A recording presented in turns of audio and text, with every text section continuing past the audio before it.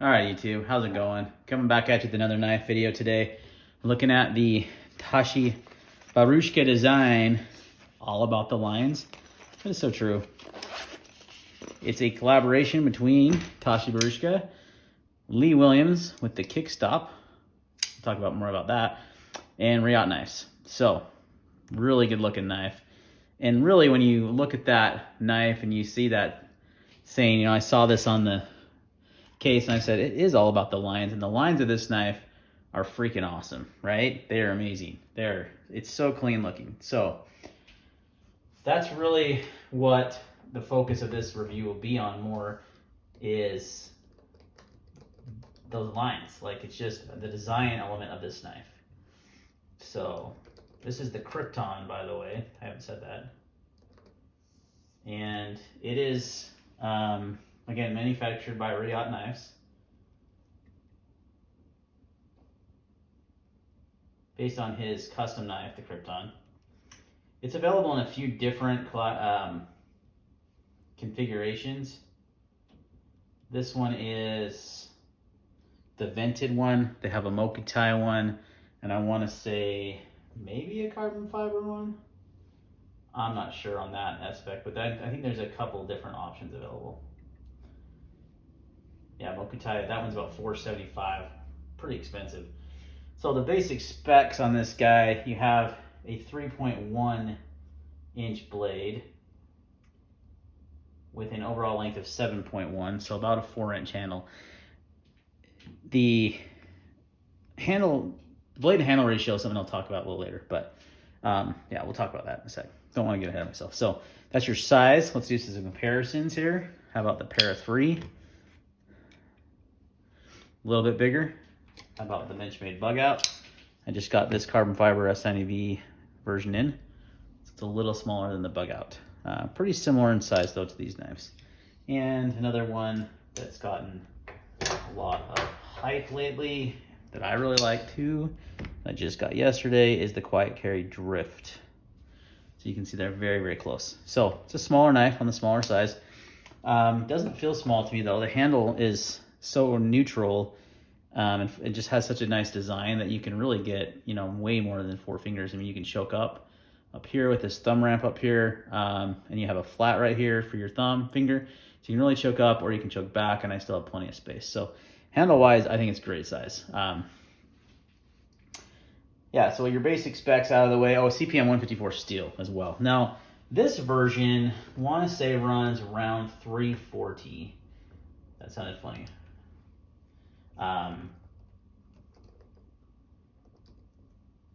So it's the least expensive version of this one. They call it the Krypton 1, I believe. So there's a 1, 2, and 3. No, that's the 1 is the carbon fiber inlay. Now they also make this in a larger. Oh, that is the larger one. That's my bad. The Krypton 1 is the larger version. The Krypton is the smaller version. And they call this the Krypton 2, and this is the full titanium vented, like I mentioned. This one runs actually $375, so a little bit more than I thought. So pretty pricey. Riot quality though, so we'll talk about that when we get to that portion of it. So let's talk about the cutting performance of this knife, some more specs. So it is in CPM 154 steel, which is a good steel. It's nothing to write home about for this price point. It's a little off. I would like to see M390 20CV, 204P, something like that in this price range. CPM 154 seems a little low as far as like your cost versus this cost of this knife. So it is thin behind the edge. I think I measured around 17 thousandths or more or less. Oh, I'm actually getting 14 thousandths. Holy cow. No, I'm getting, about 14 thousandths behind the edge. Even lower. So it's very thin, very slicey blade. Not a lot of blade length though. So like, yes, they are cutting edge. They say 3.1 inches, but really your cutting edge is, let's see if I can get this a good measurement this way. Because you do have a bit of a sharpening choil. So it's more like 2.7 inches cutting edge. So around there, that's a rough measurement. So it's not quite, 3 inches of blade. I would have liked to have seen the cutting edge come back farther. I know that's not, you could still do a choil. It's just too much of a choil. You can see right there, like it goes from there to there. Now, yeah, you can choke up right here, but you can also just use the flat right here to choke up, and you could have brought the edge back a little farther. But that's a nitpicky thing. So, but that's one thing I would have liked to have seen the blade be a little bit longer. The blade to handle ratio seems off. It's not when you look at where the knife sits, in the handle. It's, you have a very little space there. You can't go much longer or else you're going to poke yourself. But for some reason, like in the open position, it can't just be me. The blade looks a lot shorter than the handle. So that visually kind of looks funny to me. That's another, I guess, negative. Other than that, so let's move on from cutting performance. So it does cut well. I'll show some footage here in a minute of me using, what I really like about this design is this little ramp right here for your finger. If you hold it in this grip right here, you have serious control, almost like a scalpel, like you're really making precision cuts. That allows you to have that. Now, a lot of knives have a flat spine. You could just kind of rest your finger up there for control, but you don't have that ramp, and you could slide off pretty easily, where that ramp is really there to kind of hold your finger in place really well. It just works. So I'll do some cutting. I have just a little bit of cutting. I'll roll in here in a minute. So actually, let's just do that now, and then we'll come back and talk about the other aspects of the knife.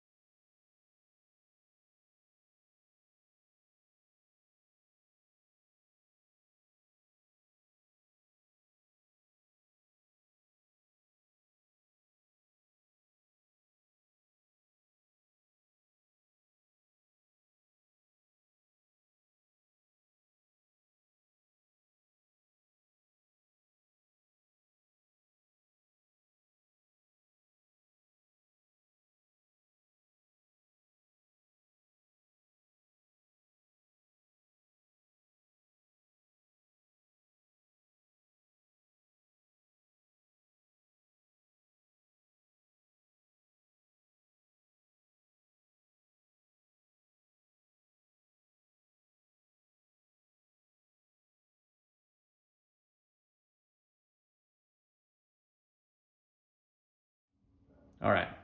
So really precise cutter, good for cutting cardboard, other things, anything you want to make a precise cut for. So if that's what you're into, or if that's the kind of knife you need, this is definitely one of those. The design is really well done for that.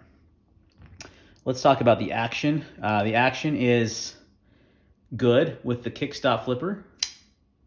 If you're not familiar with how this works, see how this is loose here?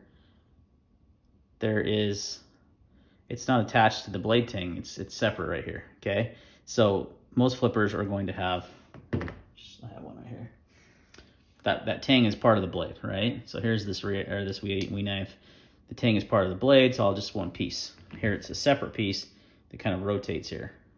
It works really well when flipping the knife. You just press down, boom, kicks out, right? Hence the name kick stop. It's got nice jimping along it on both sides. Can't really feel this knife. You can use the light switch, you can use push button, whatever. It flips really well.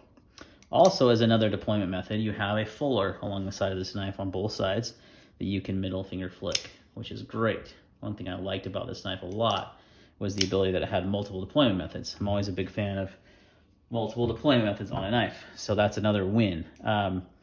Action-wise, it's okay. It's not drop shut, you got to shake it. I've had a little KPL. I feel like it could be a little smoother. It fires out great, right? The D10's dialed in for both opening methods. But it just, doesn't feel like it's on bearings. It is, but it just doesn't feel like it because of the resistance. So it's definitely a shaker, not a drop shot. So I would like to see a little bit better action for this price range as well, but it works. Don't let that deter you from this knife, because overall it's definitely a good knife. So that's action. Carry, it's not going to carry very deep. It's not too shallow though as far as carry goes. So if this is your pants pocket here, we'll just demonstrate it here. It is a little stiff of a clip, but it curves like that, so it's not going to have much, sticking out of your pocket. Pretty minimal, which I like. It is a milled titanium clip. It really flows well with the design of the knife, and it's avoiding the lock bar, so it's great in all aspects. Really, it has a lot of clearance. The clip itself is great, so it carries nicely, and it's lightweight. At just over, what did I say, 3 ounces? Let's see.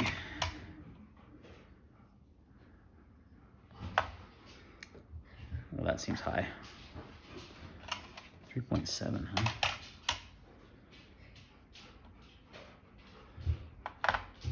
3.6. No, it is 3.7. So actually kind of, I take it back, it's a little chunky for its size. It's still under 4 ounces, but it's not a very big knife, but it's pretty stout, and it looks like an integral frame lock. It's not. It's a faux integral with that seam right there.